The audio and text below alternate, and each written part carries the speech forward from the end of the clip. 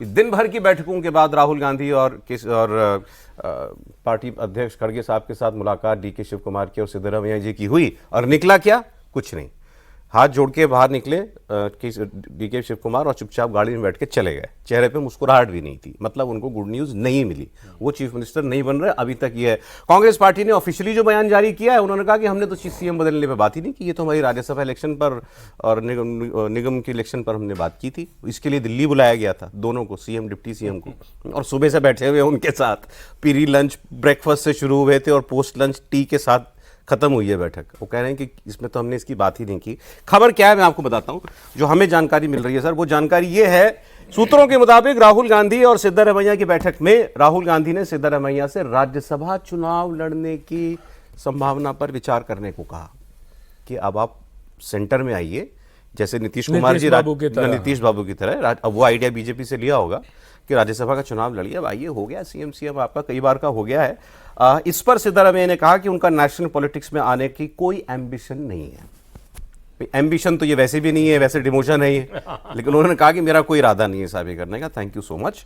और फिर भी उन्होंने ये कहा है कि मैं इस पर विचार करने के लिए समय मांगा है। हो सकता है सीधे सीधे राहुल जी को, सॉरी प्रॉब्लम हो जाती है, जी लगा दो तो प्रॉब्लम हो जाती है। एक तो जी लगाने से प्रॉब्लम है। नहीं, मुझे जी लगाने, मुझे समान व्यवहार कीजिए। आप सबका समान, आप बोलेंगे मोदी, आप बोलेंगे अखिलेश, आप बोलेंगे मायावती, आप बोलेंगे स्टालिन, लेकिन राहुल जी, तब मैं थोड़ा अब तो निकल गया मुझसे, अब सबको जी लगाऊंगा। तो राहुल क्या कह रहा था सर, आपने कमाल कर दिया आपने। राहुल जी ने सीधा सीधा नहीं कहा। हाँ, राहुल जी को सीधा सीधा नहीं मना कर पाए होंगे, खबर ये है। देवेंद्र जी बताएंगे, बाकी कुछ हो रहा है, कुछ निकल रहा है सोल्यूशन उसमें? सौरभ, नहीं, सोल्यूशन बिल्कुल नहीं निकलेगा, क्योंकि सिद्धरामैया उस पर पीछे हटने के लिए एकदम से तैयार नहीं है। उनको पता है कि कांग्रेस पार्टी ये अफोर्ड नहीं कर सकती उनको हटा दे इलेक्शन के लिहाज से। अब कास्ट कॉम्बिनेशन को देखें, अगर जैसे डीके शिव कुमार मैनेजमेंट में चाहे जितने भी ताकतवर हों, कास्ट पॉलिटिक्स में कहाँ है? जिस कम्युनिटी के वो हैं वोकालिंगा, उसके भी अपने एकमात्र नेता नहीं है, उससे बड़ा से जेडीएस के पास है। और ऐसे में सिद्धरामैया को ओबीसी सीएम राहुल गांधी कैसे ये अफोर्ड कर सकते हैं कि उनको नाराज करके हटा दें? तो वो तो होना नहीं है। लेकिन दिलचस्प था केसी वेणुगोपाल का ये कहना कि हमने तो मुख्यमंत्री के लिए बुलाया नहीं गया था। कल मुख्यमंत्री से जब वहाँ पूछा गया था तो उनका ये कहना था कि हमें कुछ नहीं पता, हमें सिर्फ बुलाया गया है। तो अगर राज्यसभा के लिए बुलाया जाना था तो आसानी से बोला जा सकता था कि राज्यसभा के लिए रणनीति है। और रणनीति ये है कि तीसरी सीट कांग्रेस पार्टी वहाँ जीतना चाहती है।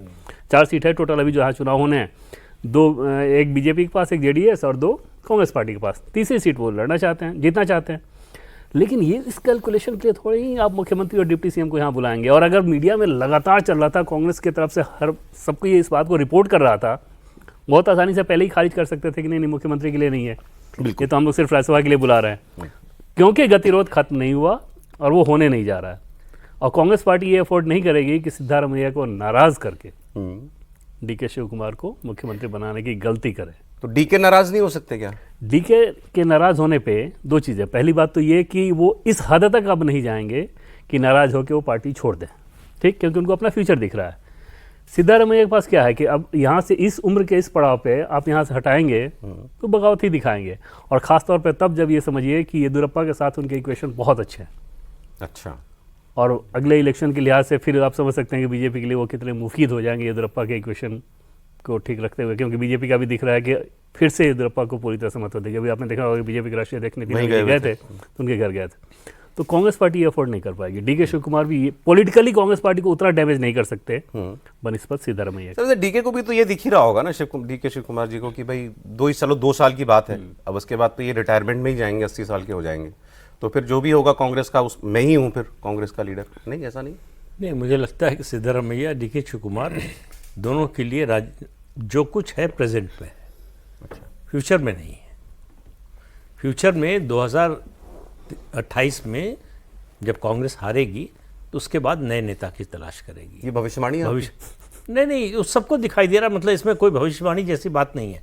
आप कांग्रेस के किसी नेता से कर्नाटक के पूछ लीजिए, वो आपको बता देगा। उसका कारण है, आपने 5 जो है प्रॉमिस की, पंच जो है क्या नाम था, पंच कुछ वर्ड दिया, प्रण करके कुछ कहा था, उसको लागू करने के लिए जितना पैसा खर्च किया, सबसे पहले आपने विधायकों को बुलाया, कहा कि तुम्हारे इलाके में डेवलपमेंट के लिए फंड नहीं है।